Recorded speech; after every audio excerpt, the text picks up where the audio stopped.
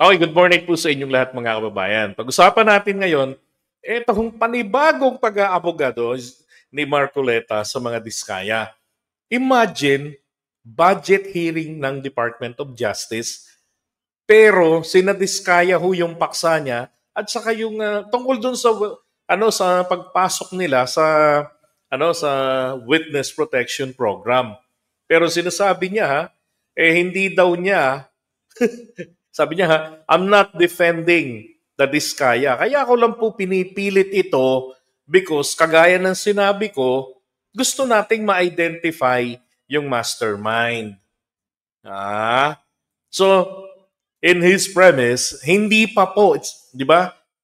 They haven't identified yet the mastermind. Totoo ba ito na hindi pa nila na-identify ang mastermind? Yun ang isang malaking tanong dyan eh. Hindi pa ba ninyo na-identify kung sino yung mastermind? Tignan nyo Identify initially ng 17 congressmen. At doon sa kanilang mga testimony, lumalabas na rin ang pangalan ni Saldico and Martin Romualdez. Yun lang naman yung mastermind na sinasabi nila. Gusto nilang tumbukin eh. I-plus lang natin si PBBM eh. Hindi pa daw identified. Kaya kailangan ang mga diskaya para ma-identify ang mastermind. That's right, Cora. Diba? They simply wanted to pin Martin Romualdez. Kasi kailangan masira at madurog si Martin. Kailangan makulong para makumbinsi nila ang AFP na may sabwatan talaga sila ni PBBM. Because yung narrative nga, tama naman po yung sinabi ni Justice Carpio na may pananagutan si PBBM kasi pinirmahan niya yung General Appropriations Bill. Kasi dapat, vinito niya ng lahat. Diba? Ang problema lang kasi din nun, mabibitin. Pero dapat vinito niya. Pero hindi niya vinito. Ito lang din po kasi kasimple yan eh. Bakit kasi kailangang pagnakawan ang pera ng taong bayan? Diba? Sabihin natin, napirmahan na ng Pangulo yon. Meron siya sariling dahilan. Pero again, hindi po dapat kasi pinagnanakawan ang pera ng taong bayan. Diba? Kung ayaw ninyong earlier po in our work in the Senate, more particularly the Blue Ribbon Committee, this representation as the erstwhile chairman of the Blue Ribbon Committee tried his best to get to the bottom of the investigation. Parang parang emotional pa yung dating niya. We're talking about the flood control anomalous projects. Ang sabi pa nga namin noon, sisirin po namin yung bahana yan para makita natin ang mastermind. Napakahirap po ng objective na sinet ng inyong lingkod kasi ayoko naman ng ma-pinpoint lang natin. Sabi ko, napakahirap daw ng objective na kanyang sinet. Kasi ang gusto niyang targetin talaga dito. Ay, naka-Marcoleta. Puro sapsap lang o malilit na isda. Dapat yung matarget natin, yung pinakamalaking isda. See, that's what I was saying. Wala talaga silang interes. Wala silang interes na habulin lahat ng mga sangkot. Lahat ng mga posibleng mabungkal dito. Lahat ng pwedeng makita rito mapanagot. Wala silang pakialam doon. Dalawa lang ang tinatarget talaga nila. Martin Romualdez at saka itong si PBBM. Yun lang ang target talaga nila dyan. Thank you rin sa iyo, Cora Yance. God bless. Huli. Diba? Sabi nga ng mga mangingisda, ang isda nahuhuli rin sa bibig ng aso. Ng kasi isda. Siya yung nanggulo ng sistema kung bakit nangyari sa atin ito. And so I maximize the potential. Mga patig ng naisip po yung witness protection program. Dahil sa hirap po ng pagpipinpoint ng utak talaga niyan, mga ngailangan ka. So I floated the idea doon sa 15 contractors initially invited in the hearing. Ang sabi ko sa kanila, well, ano po ito, napakahirap po ng inyong kinasasadlakan ngayon sa investigasyon ito. Unang-una, yung offense po na ating pinag-uusapan is a major offense. Plunder nga po ang mangyayari rito. At least marami pang iba. So, kung gusto po ninyo na tulungan ng Estado, meron po tayong remedyo rito because this is legislative investigation. And under the Witness Protection Program, Section 4, sinasabi niya, kung gusto po ninyo tulungan ng Estado, mahirap po ang gagawin nyo, ngunit may nakalaan pong protection and benefit provided by law. So, nung pinload ko po yung idea na yon, dalawa po yung lumabas, yung mag-asawang Diskaya. And initially, he enumerated 17 members of Congress, House of Representatives. Ang nangyari po, kasi hiningi naman nila yung witness protection. Ito yun yung 17. Ito. Si Roman Romulo, Jojo Ang, PM Vargas, Arjo Atayde, nag-resign na to . Ang alam kong nasasangkot dito sa Jojo Atayde, yung tatay niya. Yung dating nabilanggo rin sa kidnapping. Yun. And then Mickey Briones, Marcy Teodoro, yung congressman ngayon, na dating mayor. And then Rida Robes ng San Jose del Monte, Bulacan. And then si Madrona, Tariela, Arrogancia, si Maresco, Yudela Asistio ng Caloocan, Marivic Copilar ng Quezon City, si Agaraw, and then Bem Noel, and Marvin Rillo ng District 4 ng Quezon City. Etong Bem Noel, may nagsampa na rito recently ng hindi pa pala ito nasasampahan. Yung kalaban niya, yung Oreta, yun ang nasampahan recently ng kasong plunder sa ombudsman.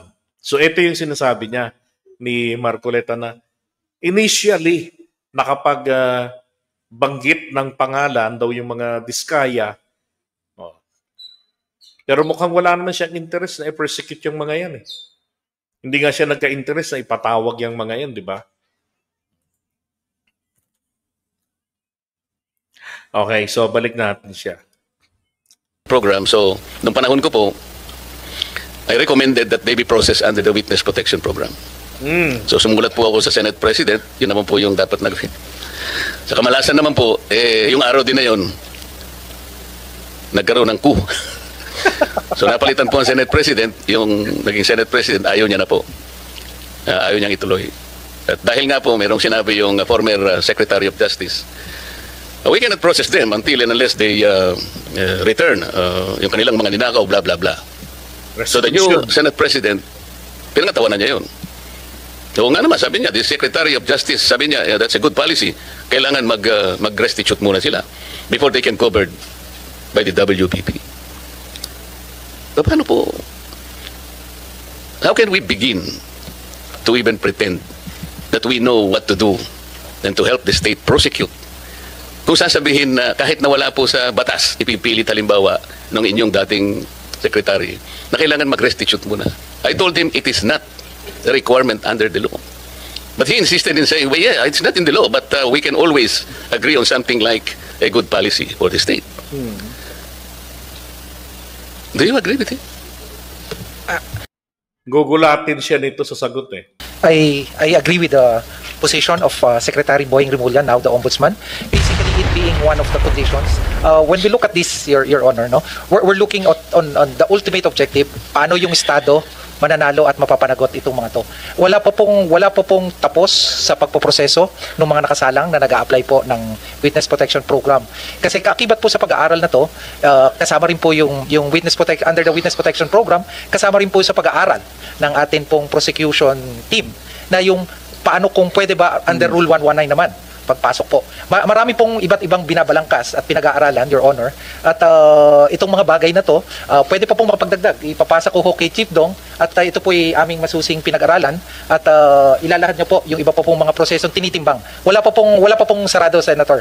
Lahat po ay tinitimbang pa. If with the permission of the Senator. Hindi, ang ibig ko sabihin, kung ipipilit na mayroong restitution kahit wala sa batas, so how can you process the application, for example, of the applicant? Kasi, kung tinignan mo yung... pilit na tawag dito, pinagigiitan niya kung ano yung basic nung batas, yung sa Witness Protection Program.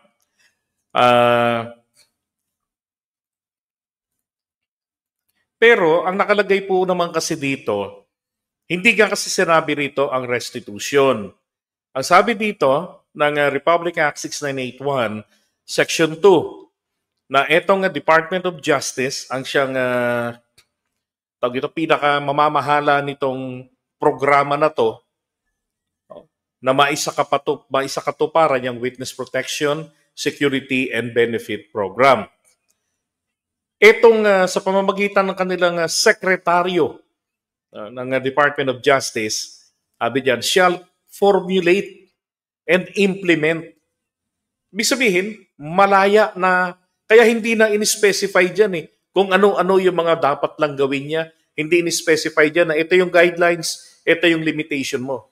Hindi Binigyang laya ang Department of Justice Secretary na mag-formulate as long as hindi ito lalabas na contradictory sa batas o sa iba pang mga batas. Ngayon, kung early restitution, ang resulta nito, panalo ang taong bayan. Makakabalik yung mga nanakaw. Di ba? Nasa sa kanya po. At yan ay sinang-ayunan din ng dating presidente ng, kung di ako nagkakamali, IBP. No? Yung dating presidente ron, sinang-ayunan na tama ang posisyon na ito ni Boyeng Rimulya. No? Kaya naman, tuloy, pinagtatawanan nito ni Carpio si Marcoleta. Tawag nga sa kanya, ito. Marcoleta considered a legal luminary? In the calibers of lawyers, where does he fall? Hindi ko gusto ng lowest rank. Kasama niya si Juan. Kasama niya si Atty. Topacio. Dako na Topacio yan. Si Jimmy Bondok. Hard guns. Jimmy Bondok. Saan si Jimmy Bondok? Sa legal luminary. Hindi nga siya kilala. Hindi, like who? Like, Justice Ascuna, like, you familiar with Marcoleta's litigation, history? Is he a good lawyer? Is he a legal mind? Fine legal mind, Marcoleta? He acts like one. I think Marcoleta is still hasn't reached his summit yet. Ang ganda pa ng pagkakasabi, no? I think Marcoleta hasn't yet his summit. Yet. Ibig sabihin, kung ako'y nagsalita nun, marami pa siyang kakaining bigas. That's a very... Gusto ko yung mga ganun, Yung tawag doon, understatement. May room for improvement, ganun. Pero, Justice, oh my God, apat pa ng sabi pala yan, Nagkakagulo na. Nag-resign na si Juan. Si Maga. Diba? Kaya pinagtatawanan lang nila si Marcoleta kung ano pinagsasabi. So, nasa na yan? Okay, Marcoleta, saan ka na? Yuhu! Where are you? Teka, pulutin ko ulit. Natanggal ko pala. Wait a second. Here we go. Identify initially ng 17 congressmen. At doon sa kanilang mga testimony, lumalabas na rin ang pangalan ni Saldico and Martin Romualdez. Na yung paano kung pwede ba under Rule 119 naman? Pagpasok po. Marami pong iba't ibang binabalangkas at pinag-aaralan, Your Honor, at ilalahad niyo po yung iba pa pong mga prosesong tinitimbang. Wala pa pong sarado, Senator. Lahat po ay tinitimbang pa. If with the permission of the Senator. Hindi, ang ibig ko sabihin, kung ipipilit na mayroong restitution kahit wala sa batas, so how can you process the application, for example, of the applicant? Kasi, kung tinignan mo yung, I think the applicable section is Section 10.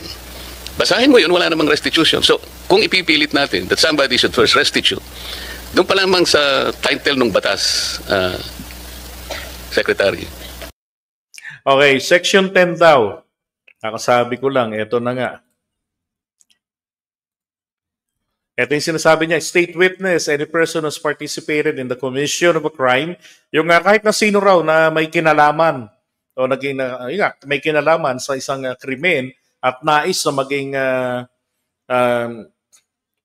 testigo ng bayan, sabi, maaaring mag-apply kung kwalipikado at talagang, if qualified as determined, so base raw kwalipikado at base rito sa batas na ito at sa pamamagitan ng Department of Justice, then, ibig sabihin, pagka na-aprobahan nila na pasok talaga sa banga, then shall be admitted into the WPP. And whenever the following circumstances are present, so alin daw po sa mga to, sabi dito the offense in which his testimony will be used as a grave felony as defined under the RPC or its equivalent under special laws. There is absolute necessity for his testimony. Ibig sabihin yung kanyang testimonya ba, kagaya ng testimonya ng mga diskaya, kailangan ba talaga ito para matukoy kung sino yung big fish, kung sino yung mga may pakana nito? And then, wala bang ibang makapagsasabi nito? Walang ibang makukunan ng ganyang klaseng impormasyon? Diba? Kasi kung tutukuyin mo yan, kung sino yung mga may pakana talaga nito, matutumbok mo na eh. Sino yung nag-formulate? Diba? Sino yung gumawa, yung may design? Kasi hindi ako naniniwala na mayroong isang tao na nasa on top of all this, na siya yung nagdi-dictate na ganito ang gawin mo, doon sa ganito. Wala, hindi ako naniniwalang gano'n eh. Mas kapanipaniwala ko kasi na per area in different provinces in the Philippines ay meron pong mga ganyan, mga district directors. Diba yung mga provincial directors, parang tawag nila doon, sila ngayon nagkakopya-kopyahan na ng sistema. So sino ngayon doon sa ganitong region ang promotor ng ganyang klaseng programa? Sino yung namamahala? Katulad nito ni D. Alcantara. Di ba? Meron siyang mga galamay, sila Bryce Hernandez. Sino dito ngayon yung nakikinabang? Paano natin madidetermine? Ito bang politikong kanilang dinadalhan ng obligation, yung nagbababa ng pondo? Nagsasabi na ako, may pondo na ako. Ibaba mo na yung, gawan mo na ng proyekto. Ganun yun eh. Kukuha may project na sila, na-release na yung, may pera na silang, makukuha, sure na yun. Kaya lang, kailangan nila na may proyektong maipapakita. So, gagawa nila ito ng mga dokumento. Kaya copy-paste, kaya malalabo yung mga description. Plus yung mga bahagi nito, paano yung identification, lahat. Yung technical aspects nito, malabo. Kumbaga, naka-general kasi templated lang. Diba? So ngayon, paano ma-determine? Simple lang. Titignan din po ito, magbabacktrack tayo. Nung hindi pa Marcos administration, meron na ba sa inyong may ganitong ginagawa kayo? Meron na bang nakikinabang sa inyo, Bryce? Sino under the Duterte administration? Kapag ka meron po na nakikinabang, which is a different person, nako, ibig sabihin, ang big fish talaga rito, ang promotor nito, eto ngang sina Alcantara. Dito lamang po, sa area na yan ng Bulacan. And then, ganun din sa ibang mga probinsya, ganun din. Kasi posible rin naman po na yung district engineer doon, ito naman po, ang pinaka-promotor naman doon, yung politiko. Yung politiko, halimbawa, yung DE, bagong assign doon, nawala yung dating DE, inimpluwensyahan niya na, hindi, ganito ginagawa namin dito, DE. Para tumagal ka sa probinsya ko, kailangan sumubay ka. Diba? Doon po malalaman yun. Kausapin nyo yung mga DE. Paano yung nagiging takbo sa inyo? Maaaring yung kila Bryce Hernandez, nagsisimula sa loob, papalabas. Posible namang pagdating dito sa Mindoro, nagsisimula sa labas, papaloob. Diba? Iba-iba yung determination. Pero yung i-focus mo lang yung idea mo na hindi, merong isang tao na siyang nagdidikta nito. Ano to, relihiyon? Di ba tama? Relihiyon? Meron lang kayong isang ulo, isang pastor, na kung ano yung ituro, sunuran na kayo, wala nang magre-review, wala nang question. Kung hindi, minus points kayo sa langit. Hindi to ganun. Dapat ganun ang ginagawa nilang klase ng pag-i-investigate. Sundan nila kung saan tayo dinadala ng ebidensya. Hindi yung, bakit dito sa Bulacan ganun ang nangyari? Mula sa loob, papalabas ang pakinabang. Diba? Bakit doon sa Mindoro, iba? Nagsisinungaling kayo, hindi pare-pareho. Hindi pwedeng ganun yun. Diba? Ang pangwawalang hiya, hindi ho uniform yan. Depende yan sa nagiging galaw doon sa kanyang lugar, sa kultura nila, kumbaga. Ito yung sinasabi niya rito na wala naman din dito. And then ito yung Rule 119 na binabanggit kanina. Okay? Now, balikan natin si Marcoleta. Wala nga dyan na kinakailangan mag-early restitution. Doon sa Section 2, maliwanag. It is up to the DOJ Secretary to formulate. It is all for the benefit, interest, and protection of the witness. To burden him. No. Ang witness protection program ay hindi po para lamang sa interes ng witness. Hindi. Yung witness protection program, in my understanding, correct me if I'm wrong, gagamitin lamang nito yung witness. Gagamitin niya lang, literal, gagamitin niya lang. Para makamit niya, ang pinaka-end goal niya talaga rito is panalo niya yung interes ng bayan. Kaya, magbe-bend the law tayo. Imbis na yung witness na to ay kakasuhan pa natin. Kaya nga ang hinahanap lang nila, may kinalaman, pero yung kanyang nalalaman, may malaking pakinabang, pero naman, ito naman kanyang atraso, maliit lang. Kasi nga, they will be bending the law. They will be bending, di ba? The jurisprudence para makuha nila yung mas malakihang hustisya. Ganun ang gagawin kasi nila. Kaya, paano yan? Sabi ko nga tawag ko nga nung araw yun sa WPP, ito yung batas na to, panggagamit lang ito doon sa akusado. Na mamili ka, kakanta ka, papahamak mo na sila, o sama-sama kayong makukulong, malalaman din naman namin kung sino sila. Mahirap nga lang. Pero, malalaman namin. O kaya naman, ikaw lang ang nakulong, sila nasa laya. Gaano ka nakakasigurong yung pamilya mo, poprotektahan nila, bubuhayin nila. Diba? Baka patahimikin yung mga yon. Paglabas mo, mag-isa ka na lang sa mundo. Kaya mabuti pa, ikaw nasa labas, sila nasa oblo. Ganon yung WPP. Hindi yung sinasabi ni Marcoleta na this is for all for the benefits or protection of the witness. Or her. With additional requirement which is not in the law. Hindi ko maintindihan. How can you agree with that? Hindi mo talaga maiintindihan kasi hindi ka legal luminary. Your Honor, ang tinitingnan po dito ay yung pangkalahatan. No, I'm talking about the WPP. What ang kalahatan ng sinasabi Ang kailangan po kasi sa dulo nito, manalo po yung Estado laban po. Kaya nga, before you do that, opo, you have to proceed to the process. Yes, opo. So, paano siya mapoprocess? Kung ipipilit mo na mag-restitute mo na, for example, ano i-restitute niya? How much? Sino magkukompute? How can... Bakit gusto mong malaman kung magkano? Paparty ka ba? Diba? Pagdating kasi sa restitution, hindi naman kinakailangan dito na yung tawag dito, very technical. Di ba? Depende na yan kung ano yung mapagkakasunduan nila ng Department of Justice. Kasi ang importante rito, nakapagbalik sila, nakabawi. Pero hindi naman po sapat na barya lang ang mababawi natin.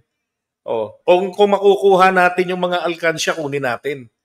Di ba? Papiliin natin sila eh. Kunin namin yung mga alkansya nyo. Pasok kayo sa kulungan. Total, nakapagbigay na kayo ng information. Marami na kaming mapapakinabang sa inyo. Sinabi nyo tong mga to under oath. Di ba? Pag sinabi nyo nagsinungaling lang kayo niyan, dagdag kaso yan. Di ba? Ganun eh. Yeah, that's correct. Bargain. Ang sa Witness Protection Program. It be done. Sino ang magsasabi na ganito ang dapat niyang i-restitute? Meron na bang pronouncement? Baka nga, Mary, nasa kanya na nag-restitute. We are in the process of asking their help to identify yung mastermind. Hangin ang buhay to. Parang gobyerno pa, di ba? Ang nagmamakawa sa pagkakasabi niya, we are in the process asking their help. Wow! Kahit nga hindi mo kuning witnesses yung mga diskaya kakanta't kakanta yan. Pag na-realize nila, iparealize mo lang sa kanila. Kung ako abogado, paparealize ko dyan. Yung mga anak mo may AMATs, may ADHD. Naka-freeze ang inyong bank accounts. Ang kaso, pwedeng tumagal ito 6 na buwan ang paglilitis. Kasi may limit yan parang 3 buwan yata o 6 na buwan. May limit po pag under ng Witness Protection Program. Sa Sandigan Bayan lang yan. Pwede kayong umapila. Pero mula nang magsimula ang proseso, kulong kayo Ngayon, yung pagkakakulong ninyong yan, gaano kayo nakakasiguro may mag-aalaga sa mga anak nyo? Diba? Tapos yung mga anak nyo, pwede patahimikin yan, patayin ng mga kalaban nyo para manatili kayong takot. Ng mga taong kasabwat nyo para manatili kayong takot sa kanila. Pero kung ikakanta nyo sila, ganun din naman ikanta nyo o hindi, pwede nilang saktan ng pamilya nyo. Pwede nilang ubusin. Mas mainam, sumugal na kayo sa tamang baraha. Baraha na, ikanta nyo, poprotektahan namin ang pamilya nyo, kung kinakailangan, bakura namin o i-relocate namin sila, diba? Baguhin natin yung identity ninyo, baguhin namin kayo bilang bagong, talagang different identity, different location. Ikanta nyo lang. At least safe na kayo, makapag-start kayo ng bagong buhay, yung mga kasabwat nyo, kulong. Kayo dapat nandun din, pero malilibre kayo. Diba? Yun lang ipare-realize mo ron. Putragis. Kakanta't kakanta yung mga yan Na kung hindi man sila makapasok sa Witness Protection Program, at least yun po makakatulong, diba? Ma-mitigate yung parusa sa kanila. Mapababa yung parusa. Imbis na ikulong pa kayo sa laki ng naitulong nyo, sige, restitution na lang tayo. Diba? It cannot be done easily. Kaya nga natin ginamit ang batas na to help the state. Ngayon, kung kayo po pala ay mag-prescribe ng isa pang requirement which is not in the law, I cannot believe this. Ito yung delay. Ano naman ngayon kung di ka makapaniwala, pakinami sa'yo. Namin kaya pinipilit niya. And ako po nagtataka kung bakit kayo rin nag-agree kayo. So ano po talaga kayo po yung ang DOJ is the principal law agency. If the principal law agency of this government will not even understand the basic requirements. Nope. The principal lawyer of the government is the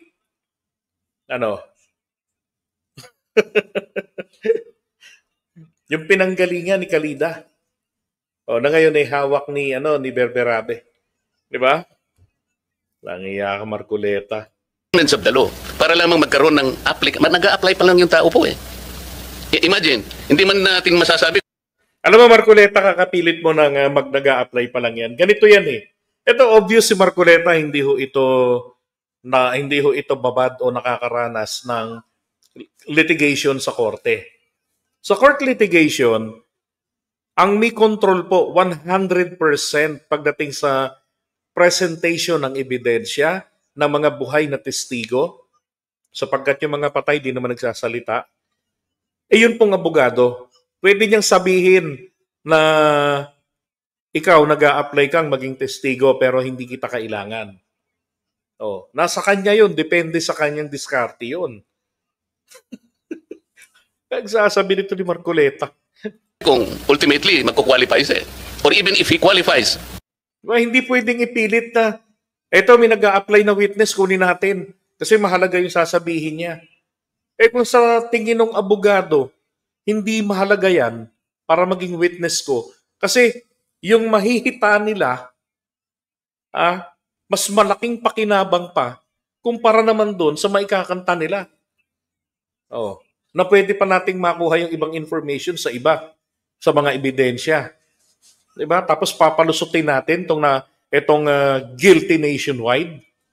As a state witness, kung hindi niya naman nagagampanan ang tungkulin niya under the program, pwede mo rin siyang alisin eh. So, the point, Mr. Chair, is they cannot even begin to be processed under the law kasi naglalagay po kayo ng requirement which has not been included. Ngayon, ang tanong ito, was there any manifestation have you heard online na etong mga Diskaya, they refused the restitution? Ako, wala akong naririnig na gano'n, maging sa abogado nila. Wala akong nababalitaan na na kontra sila sa restitution. Parang si Marcoleta lang ang kontra sa restitution. Nababawasan ang kayamanan ng mga Diskaya. Di ba? By law. Sino yung mag-explain ulit? May I be educated on that? Yes, Mr. Chairman. I just wanted to make an attempt to reconcile the debate on this matter. There's actually no inconsistency. First, it is correct that under Section 10, the law provides for the qualifications for a person to be qualified as a state witness. Nandun po yung materiality at absolute necessity ng testimony ng tao at corroborated po to on its material points by other witnesses and that he is not the most guilty. Okay. Now, under Section 5, which refers to the memorandum of agreement that has to be executed between the DOJ and the potential state witness, nakalagay din po dyan yung necessary matters that should bind the agreement dito po sa Witness Protection Program. And under Section 5, letter D, nakalagay din po dyan kung ano po yung legal obligations and civil judgments or civil aspect of the case against him. Ang ibig lang pong sabihin niyan, kakausapin naman po siya, maaari pong i-process yung application niya, but under the first statement under Section 5... What specific provision under that law, under that provision? Section 5 po says nga, basahin mo. Before a person is provided protection under this act, he shall first execute a memorandum of agreement which shall set forth his responsibilities, including the following. So kasama po dun sa mga obligations. Ano nga? Ito po, to comply with legal obligations and civil judgments. So doon sa civil judgments po, this refers po to the civil obligation pertaining to the crime. Civil judgment? No. We're saying legal obligations. Ang basis po ng legal obligations. The basis of legal obligation is the law itself. Is the law itself. Walang nakalagay na restitution. So yung legal obligation kasi yung sa batas. Walang nakalagay na restitution 100%. 'Di ba? Pero may binabanggit naman doon kasi na mag-formulate ibig sabihin, pwedeng bumuo. Kung sasabihin na ito'y parang additional requirements, pwede. Di ba po pwede? Depende nga kasi yan sa nagpapatakbo ng Witness Protection Program. Ano ng baka talaga to? Bakit mo i-quote yung which memorandum? Includes po other provisions of law, including the Civil Code on unjust enrichment. Kasama po yan. Every law should be read consistent and harmoniously. Paano mo nga i-apply yun, even the Civil Code? How can you apply? Ano yung i-restitute niya? Alam mo, magkakatalo lang tayo rito Tiklop siya rito The DOJ is in a position to even calculate how much the applicant should restitute before he can be processed under the application. I'm making a distinction po between process and enjoying the benefits under this act. So ipoprocess na po yan dahil matagal po naman ang paraan para malaman at matutunan ang lahat ng civil obligation. Wala pa nga pong statement whether or not meron nga sila. Wala pa tayo Kailangan po natin makuha ang mga statement ng mga potential witnesses. Kailangan pong evaluate, kailangan pong malaman.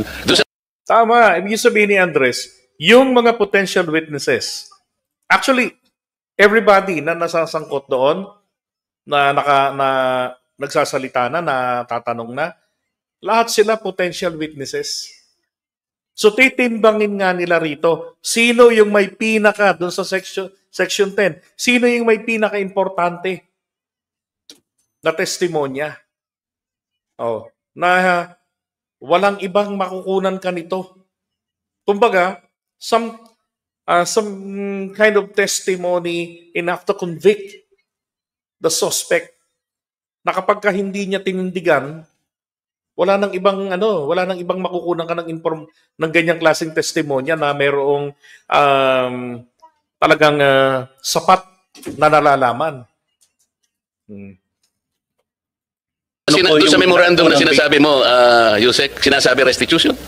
Opo, kasama po. Sinasabi dyan? Hindi, ang word po. At gusto niya mangyari, literal talaga nakasulat Bobo nga talaga to. Ito ay civil and legal obligations. Understood po na ang legal obligations has many sources. Saan ang Kasama gagaling po, ang obligation? The law does not provide restitution in the first place. That is very simple. legal obligation po has a Huwag specific kayong definition. mag-imagine ng argument.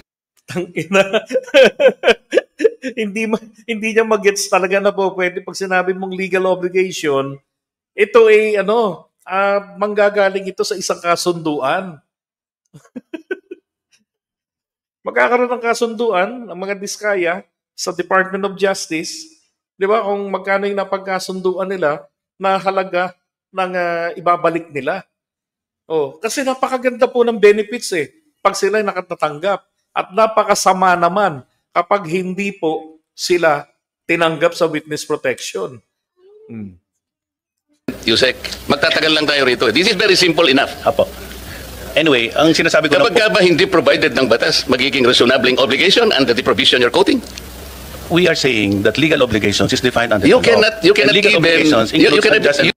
Alam niyo kung anong katangahan ni Marcoleta? Kangangaw-ngaw niyang to. Bakit kung senador siya, hindi siya pumunta sa Korte Suprema at hingiin ang final determination dyan ng Supreme Court?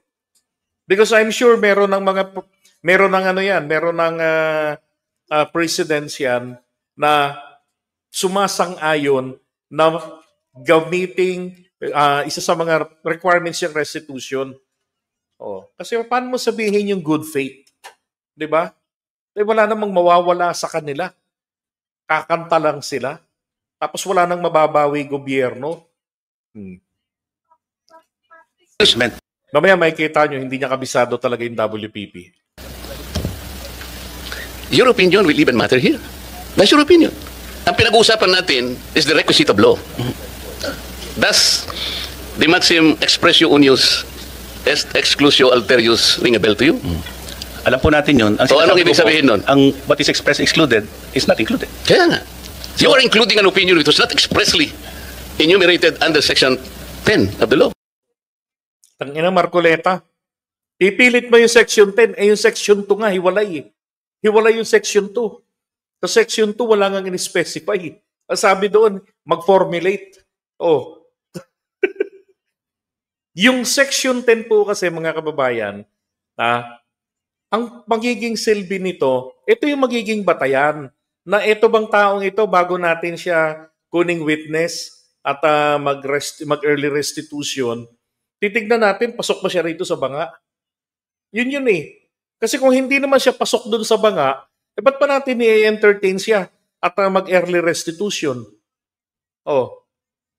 Kasi hindi naman mukhang pera ang batas. Na basta may mababawing pera, okay na. Ililibre ka na namin, kakanta lang kayo. Hindi. Kaya nga requirements nun, dapat hindi ikaw yung most guilty.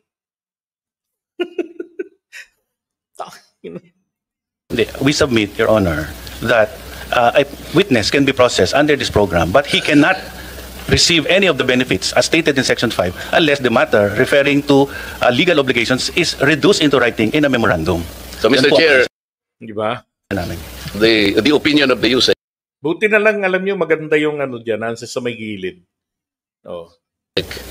is trying to supplant the very clear and categorical provision of law. Di ba? May diwata. We submit, Your Honor, with just reading the You are investigation. adding an opinion and you are supplanting the basic provision of law. You cannot do that. And sabi pa nga natin the spring cannot rise higher Kala niya lulusot siya rito. than its source. Tama? Opo. Paano? Iyak si Pati opinion mo, Marcoleta. gagamitin natin. Sana wag ganun para hindi na tayo magtagal. Paano nyo mapoprocess ngayon ito, Sec, Vida? Kung ipipilit nyo halimbawa, tingnan nyo hanggang ngayon, what is the status of the application, for example, of the Discayas? I'm not defending them. Kaya ko lang po pinipilit ito. Alam mo, Cora, yung chairperson, tanga din. Takot baka hindi ma-endorso. Kasi dapat dinideclare niya na to si Marcoleta na out of order. Kasi ang pinag-uusapan dito, budget eh. Budget, hindi yung hindi yung performance ng Department of Justice pagdating sa specific person. Hindi naman yun ang paksa rito eh. Dapat nga, kung if I'm the chairman of this committee hearing, papatigilin ko na to. Dideclare ko na you are out of order. Kasi hindi ito ang paksa natin. Pag nagkaroon ng bagong hearing ng Blue Ribbon, dun mo yan erase. Dapat ganun eh. Ang problema kapag may tinatanaw ng utang na loob, talaga naman. 'Di ba? Wala na, hindi nakakanti, baka hindi ma-endorse.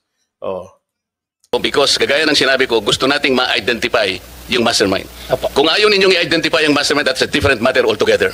So, kahit na huwag nyo na siyang i-process, okay lang. Pero kung gusto nyo malilit na isda lang, kaya ayaw nyo i-process, nasa sa inyo yun. Nasa sa inyo yun. Kasi dito sa inyo, Nag-ako sa pantang. yung presentation,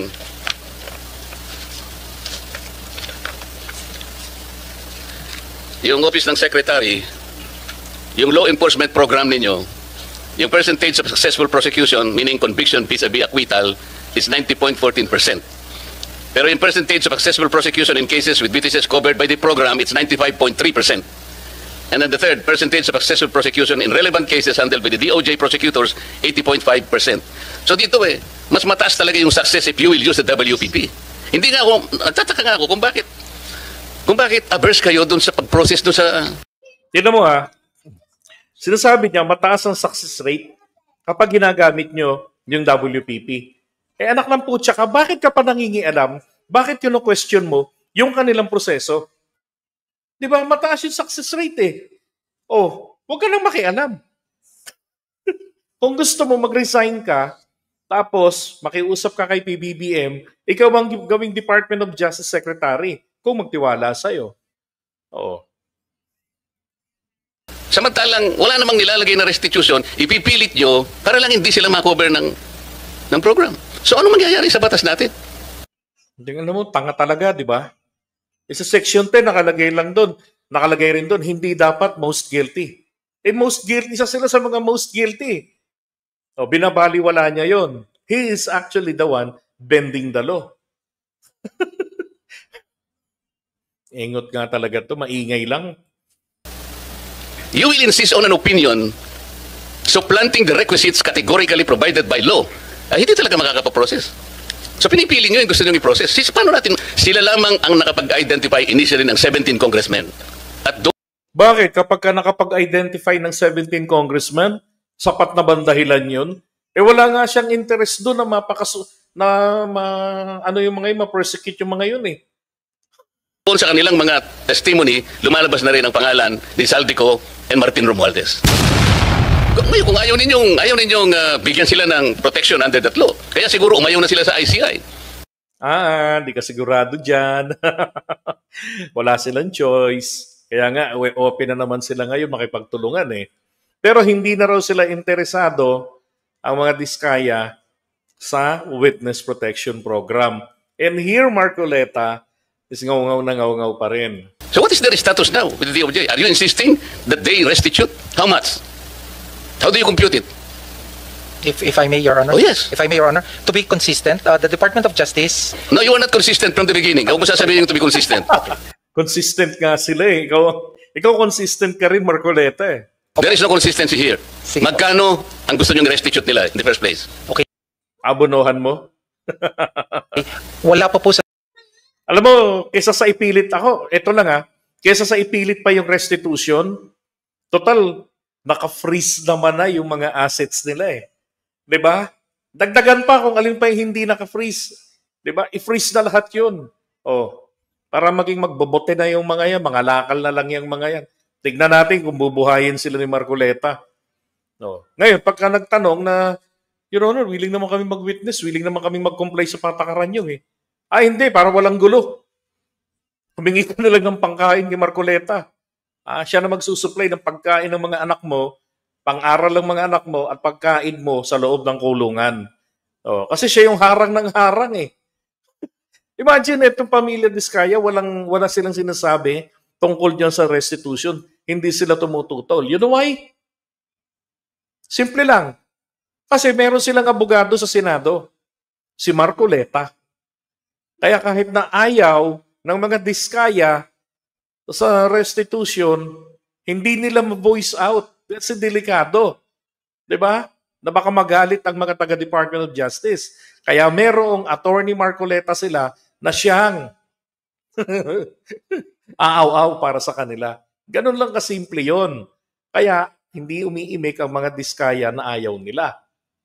Oh. Pero again, wala silang choice.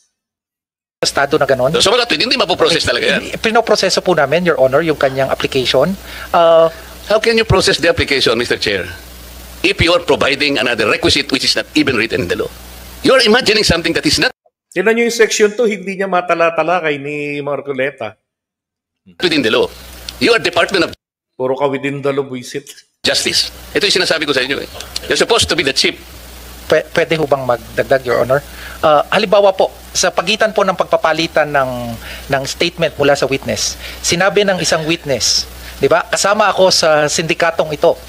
Di ba? At dahil sa kumita ako, dito sa pagsali ko sa sindikatong ito, kumita ako ng 10 milyon. Kuwasa ho ba naman, hindi pa kukuhanin ng DOJ bago siya matanggap sa Witness Protection Program? Tingnan nyo ang sagot ni Marcoleta dyan. Sinasabi niya ganito.